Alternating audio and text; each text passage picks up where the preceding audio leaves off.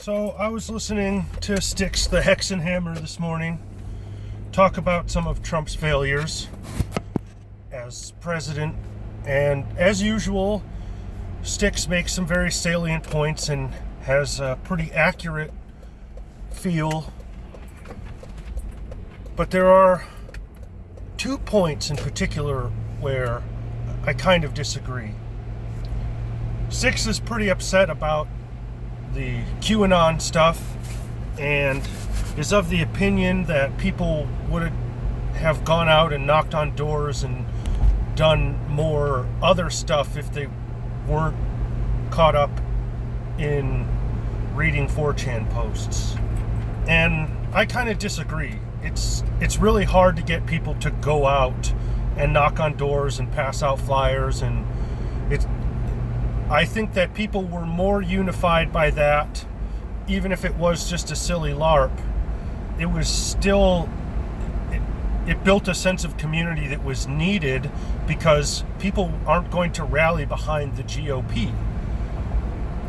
So that's one point, but that's the lesser point. There's something that's glaring and obvious about all of this that really is a failure of Donald Trump as president. For months and months and months before the election, everyone knew that there was going to be skullduggery and fuck all, and he did nothing about it. There was no attempt to collect forensics on a large scale. There was no attempt to implement additional security controls in advance. It was all sort of a half-assed response after the fact.